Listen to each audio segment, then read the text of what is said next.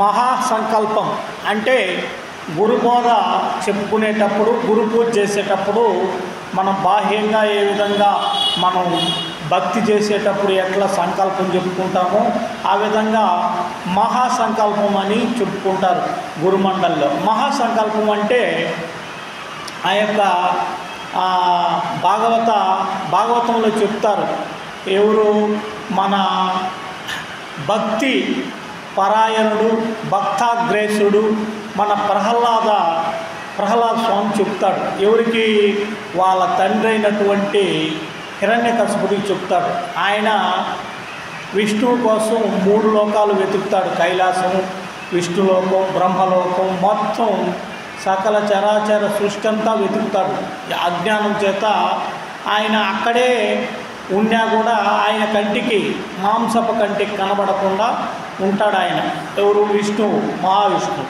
ఆయన సరే నేను ఇన్ని రోజులు వెతికినా కూడా నాకు కనబడలేదు, నువ్వేమంటే నేను ఎన్ని బాధలు పెట్టినా కూడా, ఎన్ని ఇబ్బందులు పెట్టినా కూడా నేను హరి భజన నేను మానను, గురు భజన నేను మానను అని చెప్తున్నావు. మరి అట్లాంటిది నిన్ను రక్షిస్తుండేటటువంటి ఆ యొక్క మహావిష్ణువు ఎక్కడ ఉన్నాడు అని ప్రశ్న వేస్తాడు. వాళ్ళ తండ్రే కొడుకుని అడుగుతాడు. అక్కడ బాహ్యంగా మనం చెప్పుకోవాలంటే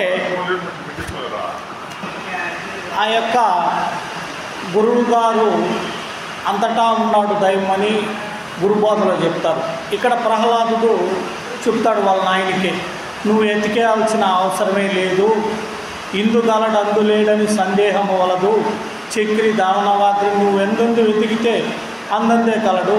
ఇక్కడ గురుబోధలో చెప్తారు, మునుగుర్చను సందులేఖను కలిగి ఉన్నది నిజ దైవత్వము. దాన్ని ఈ యొక్క మాంస చక్షువులతో చూస్తే నీకు ఎట్టి పరిస్థితుల్లో కనబడదు. నువ్వు ఆ యొక్క గురుసేవ, గురునిష్ట, గురు అనుగ్రహంతో నువ్వు గురువిచ్చే జ్ఞాననేత్రంతో చూస్తే నీకు కనబడుతుంది. అప్పుడు నువ్వెవరో, దైవం ఎవరో నీకు నిజంగా తెలుస్తుంది. ఇప్పటికీ నీ పరిస్థితి ఎట్టుంది? జాగ్రత్త అవస్థలో అన్ని వ్యవహారాలు చేసుకుంటున్నావు, మరి విశ్రాంతి తీసుకున్నప్పుడు స్వప్నావస్థ వస్తుంది. స్వప్నావస్థలో నువ్వే నీ ప్రమేయం లేకనే స్వప్నాలు, కళలు వస్తున్నాయి. నువ్వు రమ్మనవు, కళలో యొక్క విషయాల్ని నువ్వు పొమ్మని చెప్పవు, వాటికి అవే వస్తున్నాయి.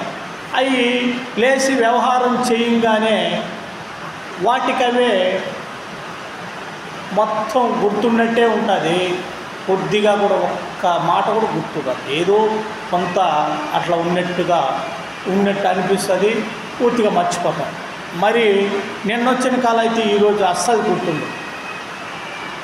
అటువంటిది ఈ యొక్క మానవ జీవితం. స్థితులు మారుతూ ఉంటాయి.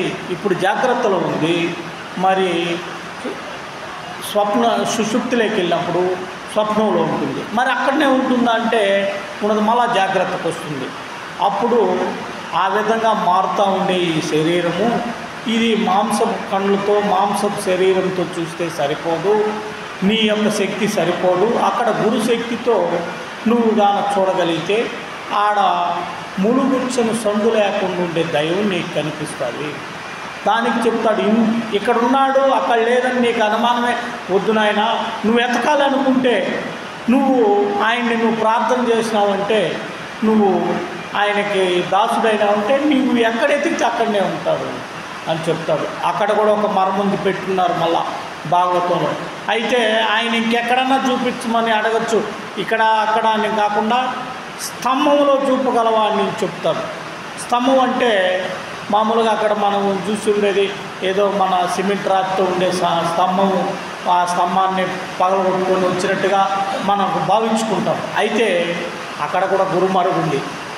స్తంభం అంటే ఈ శరీరం, గుర్తెరిగే శరీరం, ఈ శరీరంలో చూస్తేనే సాధ్యపడుతుంది. ఎందుకంటే సరిపడాల్సింది ఈ గుర్తెరిగే శరీరానికి సరిపడాలి. ఇప్పుడు తిన్న ఆహారం బాగుంది, నాకు ఇంకా ఆహారం వద్దనేది, కావాలనేది, అదేవిధంగా నాకు నిద్ర కావాలనేది, ఇది ఇతరత్ర అన్ని వ్యవహారాలు చేస్తున్నది ఈ శరీరంతో చేస్తున్నాం. సరిపడాల్సిందంతా కూడా ఈ శరీరానికి సరిపడాలా. ఈ శరీరం గాఢ నిద్రలో ఉన్నా కూడా దీనికి కాపలా కాస్తుండే జ్ఞాతకి అంటే గుర్తిరిగే శరీరానికి సరిపడాలా అని గురువుగారు బోధ చెప్తారు. అయితే ఆ గుర్తిరిగే శరీరానికి సరిపడాలంటే ఇది రెండుగా మారిపోయింది. ఒకటి ప్రాణంగా, ఇంకొకటి అపానంగా రెండుగా మారిపోయింది. ఈ రెండుగా మారుండే దాన్ని నువ్వు గురువు యొక్క సహాయంతో ఒకటి చేసినప్పుడు ఆ ఒకటి ద్వారా అప్పుడు నువ్వు ఓంకార స్వరూపుడు అవుతావు. ఇప్పుడు నువ్వు తెలివితో ఉండే నువ్వు ఉన్న యథార్థంగా ఆ యొక్క ఆత్మతత్వానికి నువ్వు అప్పుడు పోతావు. ఆ ఆత్మతత్వం గురించి విచారించినప్పుడు ఉండే యథార్థం దైవం గురించి కూడా మీకు తెలియబడుతుంది అని గురువుగారు గురు రహస్యాలు చెప్తారు. ఇక్కడ కూడా ఆయన ఏం చేస్తారంటే ప్రహ్లాదుడు కూడా వాళ్ళ నాయనకి చెప్తాడు. స్తంభంలో చూపించంటే చూపిస్తాడు. ఆయన ఎప్పుడైతే ఛేదన చేసుకొని వస్తాడు వికృత రూపంలో వచ్చి ఆయనకి ముక్తిని ప్రసాదిస్తాడు. అంటే ఆయన ఏ స్థితిలో అయితే ఉన్నాడో ఆ స్థితిలోనే ఆయనకి విముక్తి కలిగిస్తాడు. ఆయన రాక్షస గుణంతో ఉంటాడు, అంటే ఇతరులను హింసించే గుణంతో దుర్మార్గమైన రజోగుణంతో ఉంటాడు. కాబట్టి ఆయనకి రజోగుణంతోనే ఆయనకి ముక్తిని ప్రసాదిస్తాడు. అది కూడా గురువు మరుగై ఉంది. ఆ యొక్క స్థితిలంతా కూడా వస్తునిశ్చయంగా మనం గురుముఖత విచారించుకున్నప్పుడు దాని సంగతులంతా తెలుస్తాయి. మరి ఆ సంగతిని నీ పుట్టుక అంటే మానవుడు అయి పుట్టి భోంచేయటం, నిద్రపోవటం, మళ్ళా లేయటం, వ్యవహారం చేయటం, ఇదే కాదు. మానవుడు ఎంతో తెలివైనడు. ఈరోజు ఒక గ్రహం నుంచి భూగ్రహం నుంచి ఇతర గ్రహాలకు కూడా మనం ఎట్లా ఇప్పుడు రావాలనుకున్న చోటుకి స్కూటర్లో ఎట్లా వస్తున్నామో ఆ విధంగా ఇతర గ్రహాలకు కూడా పోయేదానికి తయారైనాడు. అయితే వీడు ఈ శరీరంలో ఎట్లా ధరించినాడు, ఈ శరీరంలో ఎట్లా వచ్చి ఈ శరీరానికి ప్రాణం ఎట్లా వచ్చింది అనే సంగతి మాత్రం ఇప్పటి వరకు కూడా కనుక్కోలేదు. కానీ వేదాంతులు మహాత్ములు, గురు సేవ చేసిన వాళ్ళు ఆ యొక్క జన్మ రహస్యాన్ని కనుక్కొని జన్మను చరితార్థం చేసుకున్నారు. మన ఆ యొక్క గౌతమ బుద్ధుడైతేనేమి, మన జగద్గురు ఆది శంకరాచార్యులు అయితేనేమి, మన వివేకానంద స్వామి అయితేనేమి, యాజ్ఞవల్క్య మహర్షి అయితేనేమి, సుఖ మహర్షి అయితేనేమి, ఉద్ధవుడు అయితేనేమి, అర్జునుడైతేనేమి, అందరికీ కారణమైనటువంటి జగత్ ప్రసిద్ధ కారణమైనటువంటి శ్రీకృష్ణ పరమాత్మ అయితేనేమి, వాళ్ళ గురువు సాందీపులైతేనేమి, వీళ్ళందరూ కూడా గురుసేవ చేసి మానవ జన్మ యొక్క రహస్యాన్ని కనుక్కొని జన్మను సార్థకం చేసుకున్నారు. దానికి మొట్టమొదటి మెట్టేమిటంటే శుద్ధ సాత్విక శాకాహారం తీసుకుంటేనే ఆ యొక్క బ్రహ్మతత్వం నీకు తెలియబడుతుంది. నువ్వు రాక్షసాహారం, మాంసాహారం తీసుకుంటే నీకు బ్రహ్మ విద్య పట్టుబడదు. అందుకనే బ్రహ్మ విద్యను బ్రాహ్మణుల వరకే పరిమితం చేశారు. కానీ ఇటీవల కాలంలో మేమందరం కూడా బ్రహ్మ విద్య చేయాలి, నేర్చుకుంటున్నామని అంటున్నారు. కానీ వాచార్థమే కానీ లక్ష్యార్థంలో సాధ్యపడదు. లక్ష్యార్థంలో సాధ్యపడాలంటే ఆహార నియమం ఉండి ఆడ చెప్తాడు కృష్ణ పరమాత్మ, ప్రాణాపాన వాయువులను ఒకటి ప్రాణంగా ఇంకొకటి అపానంగా రెండుగా ఉండేది. రెండు కళ్ళున్నాయి, ఒకే వస్తువును చూస్తున్నాం. రెండు ముక్కులున్నాయి, ఒకే ప్రాణాన్ని తీసుకుంటున్నాం. రెండు చేతులున్నాయి, ఒకే పని చేస్తున్నాం. రెండు చెవులున్నాయి, ఒకే మాట వింటున్నాం. రెండుగా ఉంది, ద్వయంగా ఉంది శరీరం పూర్తిగా. రెండుగా ఉండేదాన్ని గురువు యొక్క అనుగ్రహంతో ఒకటి చేసుకోవటం, ఆ ఒకటిని ఆ యొక్క పరమాత్మలో ఐక్యం చేసినప్పుడు నీకు ఇక జన్మకి తీసుకోవాల్సిన అవసరం లేదు. ఈ జన్మకు నువ్వు వచ్చిన దానికి జన్మ కడతేర్చుకునేదానికి ఆ ఒక్క మార్గమే, పరమాత్మను సేవించటం ఒక్కటే మార్గం. నువ్వు ఎన్ని ప్రయాసలు చేసినా, ఎన్ని ప్రయత్నాలు చేసినా కూడా వేరే దారిలో నువ్వు ఎన్ని తీర్థయాత్రలు తిరిగినా, ఎన్ని వ్రతాలు చేసినా, ఎన్ని మొక్కులు మొక్కినా నీలో ఉండే తత్వాన్ని నువ్వు తెలుసుకున్నప్పుడు అందుకే ఆయన అంటాడు శుభకవి, నీవు బయలు లోనై ఉంటేవి, నీ యందు బయలు నిండి ఉన్న దెరుగనైతేవి, నీకు బయలు సూచన అయితే కేవలము నీ కావలేవల స్థావరము పరిపూర్ణమాయరా. నువ్వు ఆ కథ కానీ గురువు దగ్గర కానీ కనుక్కుంటే నిమిషంలో నీకు ఆ విషయం తెలుస్తుంది అని చెప్పి శుభకవి ఆయన అనుభవాన్ని చెప్పారు. ఇక్కడ కూడా ప్రహ్లాదుడు నువ్వు వెతకాల్సిన అవసరం లేదు, నువ్వు ఎక్కడ అనుకుంటే అక్కడనే ఉన్నాడు అన్నప్పుడు ఆయన మరుగ్గా స్తంభం అంటే ఆ గుర్తెరిగే శరీరంలోనే ఆయన దర్శనమిచ్చి ఆయనకి విముక్తి కలిగించారు. ఆ విధంగా పురాణాలంతా కూడా ఉన్నాయి. ఎందుకంటే మనం ఈరోజు ఎన్ని పనులున్నా కూడా మానవుడు చాలా బిజీ అయినాడు. ఎంత బిజీ అయినా కూడా అతను కనీసం ఈ యొక్క సత్సంగం స్థాపితానికి కారణం ఏమిటంటే వారంలో ఒక్కరోజైనా కూడా మన గురించి మన జ్ఞానం తెలుసుకోవాలి. ఆ యొక్క తెలుసో తెలియకో మానవుడిగా మనం జన్మనెత్తాము, ఇక ఈ జన్మ అవసరం లేకుండా ఇదే లాస్ట్ జన్మ చేసుకోవాలనేసి ఆ యొక్క ప్రయత్నంతోనే మానవుడు చెప్తాడు. ఏమని పెద్దలంతా కూడా చెప్తారు, పెద్దల వాక్యాలు వాళ్ళ అనుభవం. సత్సంగచ్చే నిస్సంగత్వం, నిస్సంగచ్చే నిర్మోహత్వం, నిర్మోహత్వం నిశ్చలతత్వం, నిశ్చలతత్వం జీవన్ముక్తి. జీవించి ఉండంగానే నీకు ముక్తి రావాలంటే ఈ విధమైన సత్సంగంలో ఉండే విషయాలను ఒకరు సంపాదించిన జ్ఞానాన్ని ఇంకొకరికి పంచి ఆ యొక్క ఇప్పుడు నేను ఇంకొకరు చెప్తున్నాను అనుకోవట్లేదు. ఎందుకోసం అంటే నాకు నేనే చెప్పుకుంటున్నా. ఏం చెప్పారు గురుగీతలో? మన్నాథ శ్రీ జగన్నాథ మద్గురు శ్రీ జగద్గురు మమాత్మ సర్వభూతాత్మ అన్నారు. నీలో ఏ తత్వం అయితే ఉందో అదే అందరిలో ఉంది. ఆడ నువ్వు వేరు ఇతరులు వేరు కాదు, ఆడ అందరిలో ఉండేది ఒకే తత్వమే. ఆ తత్వాన్ని గురించి నువ్వు తెలుసుకో. అందరిలో ఉండేది ఒకే తత్వం. అందుకే అన్నమయ్య ఏమన్నారు, ఒకే మాట అన్నారు లేస్గా. వాళ్ళందరూ అంత గురుబోధ చెప్తే ఆ మహనీయుడు ఒకే పాటలో చెప్పాడు, తెలిసితే మోక్షము తెలియకుంటే బంధము కల వంటిది బ్రతుకు అని. నీ బ్రతుకు ఎట్లాంటిది అంటే కళ లాంటిది. అక్కడ మేల్కొన్నప్పుడు అప్పటి వరకు నువ్వు అది నిజంగానే అనుకుంటావు. నువ్వు ఎంతసేపు అనుకుంటావో, ఎప్పుడు కళ మొదలవుతుందో, ఎప్పుడు ఆగుతుందో ఆ వ్యవహారం నీకు తెలియదు. కానీ ఆ కలగన్నంతసేపు అదే నిజంగా అనుకుంటావు. ఖచ్చితంగా ఇది ప్రతి ఒక్కరికి అనుభవమైన విషయం. అప్పటి వరకు అది అబద్ధమనుకో, నిజంగానే జరుగుతూ ఉన్నట్టుగా నీకు ఆలోచన ఆ విధంగా తోస్తుంది.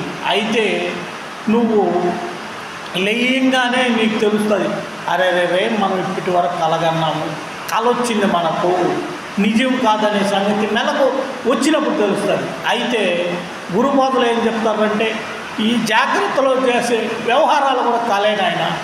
రాత్రిలో వచ్చింది లేత కలది, నువ్వు లేయంగానే తెలిసిపోయింది నీకు. అయితే ఈ జాగ్రత్త అవస్థ అనే కళ్ళలో మేలుకోవాలంటే నీకు ఖచ్చితంగా గురువులు కావాలి. గురువు లేక విద్య గురుతుగా దొరకదు, అర్జునుకైనా వానవ్వకైనా తాళపు చెవి లేక తలుపెట్ల విడురా. మనం ఆ రూమ్లోకి వెళ్ళాలి అంటే ఆ తాళం తీస్తేనే ఆ రూమ్లోకి వెళ్తాం.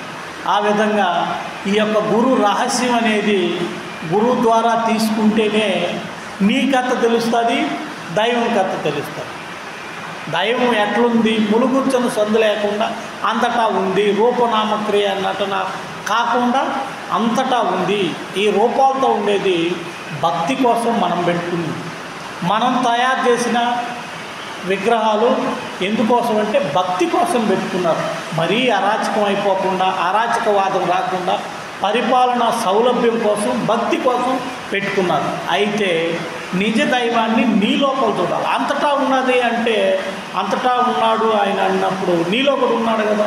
నీలో ఉండేది ఎట్లున్నాడు ఆయన్ని చూడాలంటే ఆయనకు కావాల్సిన క్వాలిఫికేషన్స్ ఏంటి, ఈడ ఉండాలా, ఈడకి రావాలనుకున్నప్పుడు ఎన్నో వ్యయ ప్రయాసాలకు వచ్చి నా పనులన్నీ కూడా వాయిదా వేసుకొని గుర్తుగా రెడీ అయ్యి ఇక్కడికి రావాలనే సంకల్పం గట్టిగా ఉంటేనే మనం ఈ సత్సంగానికి వచ్చినాం. ఆ విధంగానే నిన్ను గురించి కూడా నువ్వు తెలుసుకోవాలంటే మానవ ప్రయత్నంతోనే సాధ్యం.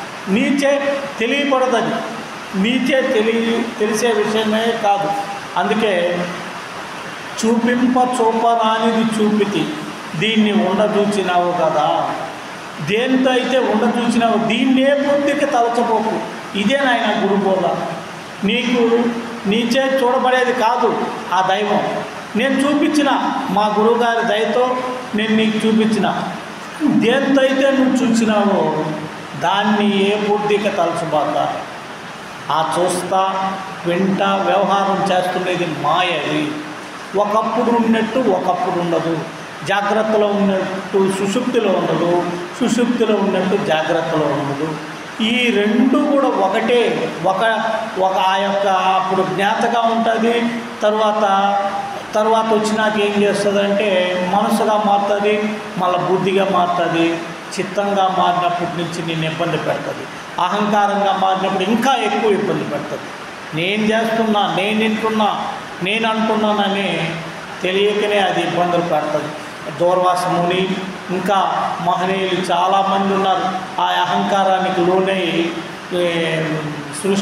ప్రతి సృష్టి చేసినటువంటి విశ్వామిత్రుడు కూడా ఆ అహంకారానికి లోనై తపస్సునే పోగొట్టుకొని మళ్ళా ప్రయత్నం చేసినారు. అటువంటిది అహంకారం సాప కింద నీరు మాదిరిగా విద్య నేర్చుకున్నాక ఏం చేస్తుందంటే నాకే వచ్చు అని చెప్పి ఎప్పుడైతే నాకొచ్చు నేను చెప్తున్నాననే విద్యాధర్మం వస్తుందో వచ్చింది కూడా పోతుంది.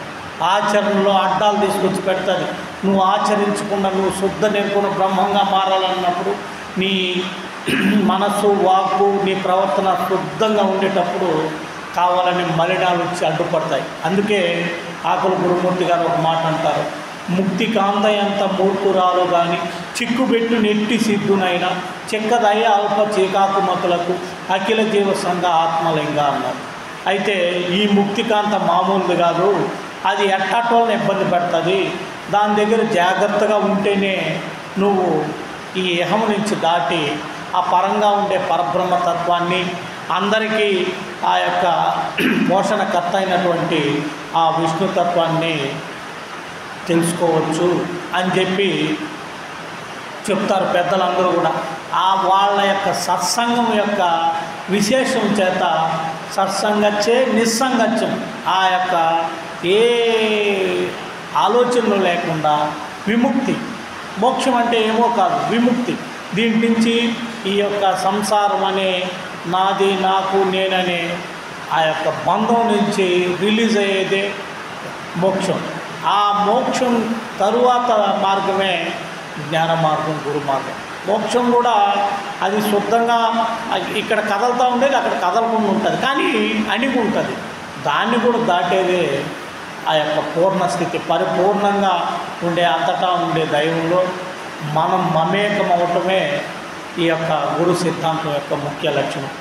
ఇవన్నీ కూడా ప్రజ్ఞానం బ్రహ్మ, అయమాత్మ బ్రహ్మ, తత్వమసి బ్రహ్మ అనే 4 మహావాక్యాలు ఉన్నాయి. ఎందుకంటే ఆ పరబ్రహ్మ నేనే అయి ఉన్నాను, ఆ పరబ్రహ్మ నేనే, ఆ పరబ్రహ్మ తత్వం నేనే అని చెప్పి ఇంకా అహంకారాన్ని పెంచుతాయే కానీ భ్రాంతులను పెంచుతాయే కానీ నిన్ను కొంచెం ఈ గురుబోధ ఒక్కటే ఆ యొక్క ఎప్పుడైతే నువ్వు ఆ జ్ఞాన నేత్రంతో నువ్వు చూడాల్సిన దైవాన్ని నువ్వు చూస్తావో, చూసినప్పుడు నీకు ఇక లోకంతో పని లేకుండా, మాయతో పని లేకుండా, నీకు స్వప్నాలు ఏమీ లేకుండా గాఢ సుషుప్తిలో నువ్వు ఎట్లా సుఖంగా నిద్రపోయినామని ఎట్లా నీకు అనుభూతి చెందుతుందో ఆ మాదిరిగా ఈ సంసారంలో ఒక నిమిషానికి ఒక ఆలోచన, అయ్యో ఇంట్లో వాళ్ళు మన మాట లేదే, మనకు అది ఒక్క నిమిషం గమ్మునుండేది,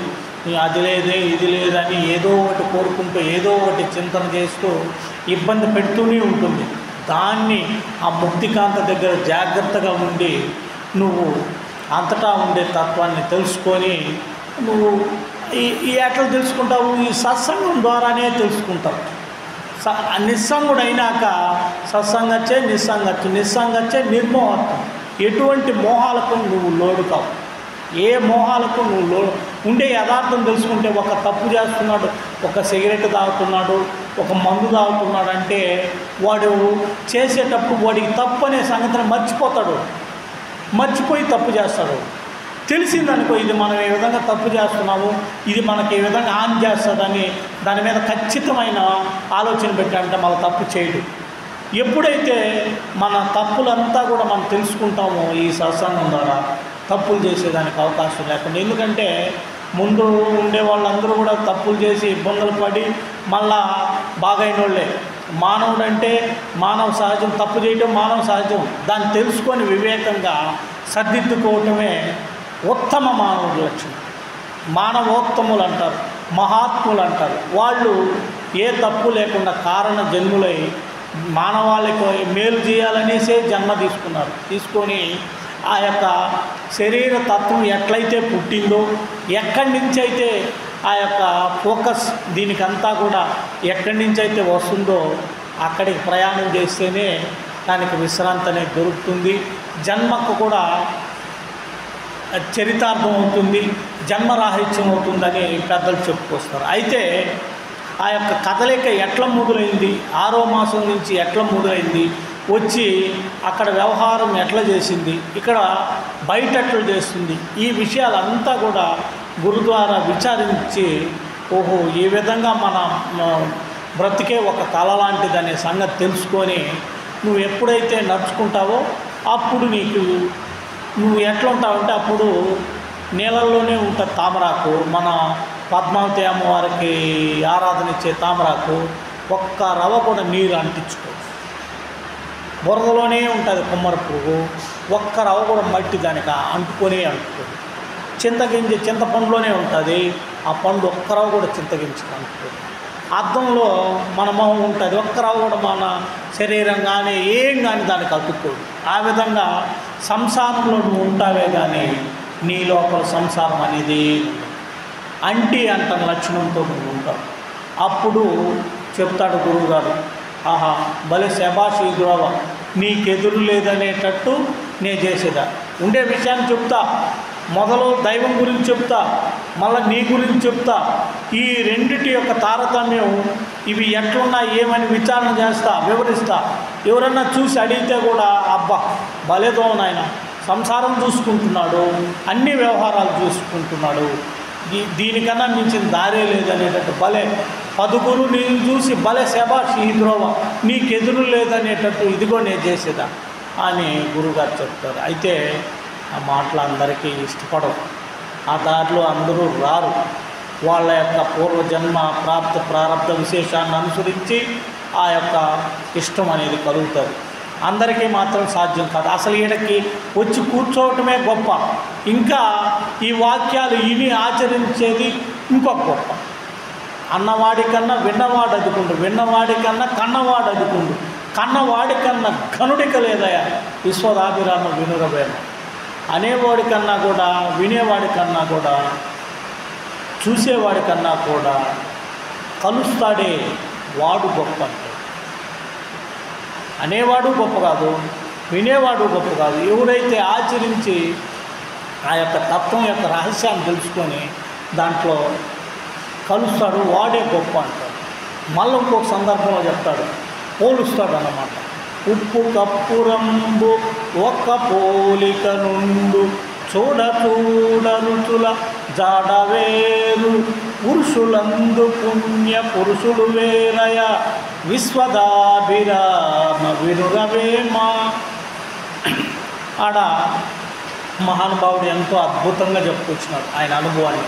చూసేదానికి అందరూ మానవులాగే కనిపిస్తారు, దాంట్లో పుణ్యపురుషులు వేరు, వాళ్ళ పని వేరు, వాళ్ళ తత్వం వేరు, వాళ్ళ నడవడిక వేరు, వాళ్ళ వ్యవహారం వేరు. కర్పూరము ఆడ మనం మన పూజా ద్రవ్యం కాడ కర్పూరం వెలిగిస్తాం. చూసేదానికి కర్పూరము ఉప్పు రెండు ఒకటిగానే ఉంటాయి. కర్పూరము తెల్లగా ఉంటుంది, ఉప్పు తెల్లగానే ఉంటుంది. అయితే అవి చేసే పనులు మాత్రం తేడాగా ఉంటాయి. ఆ యొక్క కర్పూరం ఏం చేస్తుందంటే వెలిగి అందరికీ వెలుగునిస్తుంది, హారతినిస్తుంది. ఉప్పు ఏం చేస్తుందంటే అది ఆహార పదార్థాల్లో కలిసి రుచిని ప్రసాదిస్తుంది. అయితే కర్పూరం వెలిగిన తర్వాత దాని రూపం కోల్పోతుంది, తిరిగి మనం తేలేము. కానీ ఈ ఉప్పుకు మాత్రం మళ్ళా జన్మ ఉంది. ఎట్లా జన్మ ఉందంటే ఆహార పదార్థాలతో కూడా కలుస్తుంది. కలిసినాక లవణంగా మూత్రంగా మారి ఆ యొక్క చెట్లకి మళ్ళా ఆహారంగా పోతుంది. పోయినప్పుడు అది జన్మ తీసుకుంటుంది. నువ్వు కర్పూరంగా ఉండేవనుకో, ఉండే విషయాన్ని అంతా తెలుసుకొని ఇతరులకంతా వెలుగు పంచి నువ్వు లేకుండా పోతావు. ఇక జన్మ తీసుకోవాల్సిన అవసరం లేకుండా, ఈ గర్భనరకాలు లేకుండా, అప్పుడు గాఢాంధకారమైన చీకటిలో ఆ యొక్క మలమూత్రాల మధ్య ఇబ్బందికర వాతావరణం 9 నెలలు గర్భనరకం అనుభవించి నేను ఇక్కడికి వచ్చినావు. ఆ రోజు నువ్వు పరమాత్మకి ప్రమాణకం చేసినావు, నేను గురువు దగ్గరికి వెళ్ళి ఉండే విషయాన్ని తెలుసుకొని ఇక జన్మ లేకుండా చేసుకుంటాను, నేను ప్రభు నేను ఇక్కడ ఉండలేను, ఇక నా శరీరాన్ని నేను పోషించుకుంటాను, మీ దయతో మీరు నన్ను బయటికి పంపించినారంటే ఇక్కడ నేను ఉండలేని పరిస్థితి, నేను యథార్థంగా ఉండే విషయాన్ని కనుక్కొని ఇక జన్మ లేకుండా చేసుకుంటాను అని చెప్తావు. కానీ బయటికి రాగానే ఆకలి అనే జబ్బు ఒకటి వచ్చి నా శరీరం నా ఒళ్ళు నాది అనే భ్రాంతి, అప్పటి నుంచే నా ఆకలి అని చెప్పి అప్పటి నుంచే నీకు భ్రాంతి మొదలైంది. ఆ భ్రాంతి నువ్వు పోగొట్టుకోవాలి, ఈ సంసార భ్రాంతిని పోగొట్టుకోవాలంటే గురువు లేక విద్య గుర్తుగా దొరకదు, అర్జునుకైనా వానబ్బకైనా కాలపు చెవి లేక తలుపెట్ల మీద ఉన్నారు, నీ వల్ల అయితే మాత్రం సాధ్యం కాదు. అది గురువు సహాయంతో ముందు మహాత్ములకంతా కూడా శబి చక్రవర్తి, మన దత్తాత్రేయ స్వామి, ఇటువంటి ఆంజనేయ స్వామి, ఇటువంటి మహనీయులకు అందరికీ కూడా మన వివేకానంద స్వామి, ఇంకా ఉన్నారు శ్రీకృష్ణ పరమాత్మ, ఉద్ధవుడు, ఇటువంటి మహాపెద్దలు అందరికీ కూడా యాజ్ఞవల్క్య మహర్షి, రాజులకి రాజులకైనా కూడా గురువు లేకుండా అది తెలియబడుతుంది. ఎవరికైనా కూడా గురువు సహాయంతోనే ఆ యొక్క రహస్యం నీకు తెలియబడుతుంది. అటువంటి రహస్యాన్ని గురువు ద్వారా మనం తెలుసుకొని జన్మరాహిత్యం భ్రాంతి రాహిత్యం సులభంగా చేస్తుంది. అందుకోసం ఆ యొక్క సత్సంగం అంటే సత్పదార్థం, అది ఆ పరమాత్మ యొక్క తత్వాన్ని ఆయన ముందు తెలుసుకున్నాడు. ఆయన్ని మనం చూడలేకపోయినా, పరమాత్మని ఈ కళ్ళతో మాంసం కళ్ళతో చూడలేకపోయినా ఆ యొక్క గురువు జ్ఞాన నేత్రంతో చూసినట్టు వాళ్ళతో ఆయన ఎట్లున్నాడు ఆ పెద్ద ఆయన అన్నప్పుడు ఇంకో ఈయన ఉన్నట్టు ఉన్నాడు అని పోలికలతో చెప్పి ఆయన్ని చూసేదానికి మనకు దారి చెప్తారు. ఇప్పుడు మనకు లోకంలో కూడా ఒక వాక్యం ఏం చెప్తారంటే, నువ్వు పెట్టలేకపోయినా పెట్టే ఇల్లు చూపించమ్మా అంటారు.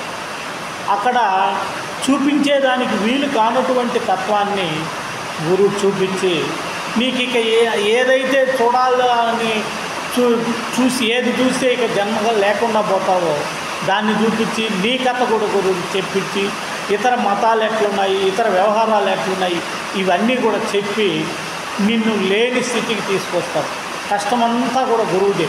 అయితే మనం ఆ యొక్క నయ వినయ భయ భక్తిగా, నయంగా వినయంగా భయంగా భక్తిగా ఆయన చెప్పే వాక్యాలు ఆ గురువు పాదాలు తాకితే అంటే ఆ యొక్క గురువు చెప్పినటువంటి పదాలు నువ్వు ఎప్పుడైతే తాకుతావో గుర్తెరిగే శరీరంలో, అప్పుడు నీకు ఇక జన్మలేని స్థితిని, భ్రాంతి రహిత స్థితిని, జన్మరాహిత్య స్థితిని ఆయన సహజంగా తీసుకుంటారు. ఇవంతా కూడా, ఈ విషయాలంతా కూడా గురుముఖత విచారించి ఆ యొక్క మానవ జన్మ శ్రేష్టతకు మనం ఆ యొక్క ఇతర జంతువుల్లాగా ఆహారం కోసమే కాకుండా ఈ శరీర తత్వం గురించి కూడా తెలుసుకొని జన్మకు రాని మార్గాన్ని, అంటే మరణమే లేనటువంటి స్థితిని నీకు ప్రసాదిస్తాడు. అయితే ఇవి వినేదానికైతే చాలా సులభంగా ఉంటాయి, ఆచరణలో వచ్చినప్పుడు నీకు అడ్డంకులు వస్తాయి. అందుకోసం చెప్పినారు అనుభవంగా, ఆ ముక్తికాంత మామూలయం కాదు, ముక్తికాంత ఎంత మూర్ఖురాలో కానీ చిక్కుబెట్టిన ఎటువంటి సిద్ధుడైనా కూడా, ఎంతటి సిద్ధుడైనా కూడా వాడిని అడ్డాములో పెట్టి వాడిని ఇబ్బంది పెడతాయి. కాబట్టి ఆ ముక్తికాంత దగ్గర, ఆ ఎరుక దగ్గర నువ్వు జాగ్రత్తగా ఉండి జన్మరాహిత్య స్థితి, భ్రాంతి రాహిత్య స్థితి నువ్వు సహజంగా తెప్పించుకో. నువ్వు సహజంగా ఎట్లయితే ఈ శరీరాన్ని దాల్చినావో ఆ విధంగానే సహజంగానే దీన్ని రద్దుపరుచుకునే విధానం కూడా గురుముఖత తెలుసుకొని నువ్వు ఆ యొక్క స్థితి నువ్వు పొందవచ్చు అని చెప్పుకొస్తారు. దానికి అనేక రూపాలతో చాలునని నీకై నీ నోటను నీవు పలుకు దాతను చాటువులను చెప్పుతుంది సరేనా నా మాట, రాగోదు ఆ మాట అంటాడు గురువుగారు. నాయన మనం భోజనం చేసేటప్పుడు ఎట్లయితే చాలు నాకు ఇంకా నేను తినలేను అని మనం ఎట్లయితే చెప్తామో ఆ విధంగా దీంట్లో పరిపక్వత వచ్చేదాకా ఆ యొక్క పురుగు, పచ్చ పురుగు ఘీంకారనాథ స్వరం వినేదానివల్ల సీతాకోక రంగురంగుల సీతాకోక చిలుకలాగా మారిపోతుంది. అదేవిధంగా ఆ పూలో ఉండే మకరందాన్ని తీసుకునేదానికి, ఆ తామర పూలో ఉండే మకరందాన్ని ఎక్కడి నుంచో దూరం నుంచి వచ్చే తుమ్మిగ తీసుకొని ఆ తేనెటీగ తీసుకొని ఆ తేనెటీగ తిందవు, దాచిపెట్టుకుంటుంది. దాచిపెట్టుకొని ఇతరుల మానవాళికి ఉపయోగించుకునేదానికి ఉపయోగపడుతుంది. ఆ విధంగా మహాత్ములు సంపాదించిన విద్యని పంచి ఈరోజు ప్రపంచ దేశాల్లో అంతా కూడా భారతదేశం ఇంత గొప్పదై ఉందంటే మహాత్ములు వేదభూమై ఈ యొక్క శరీర తత్వ రహస్యాలన్నీ కూడా తెలుసుకున్నారు. కాబట్టి ఈ ప్రపంచంలోకంతా కూడా గుర్తింపు కలిగిన దేశంగా మన దేశం, మన రాష్ట్రం, ఇంకా విశేషంగా చెప్పాలంటే మన ఊరు అంత పుణ్యభూమి అని చెప్పాలి. ఎందుకంటే అందరికీ జ్ఞానాన్ని పంచేటటువంటి స్థితి ఇక్కడే ఉంది. ఈ విధంగా తప్పితే ఇక ఏ రకంగానూ నువ్వు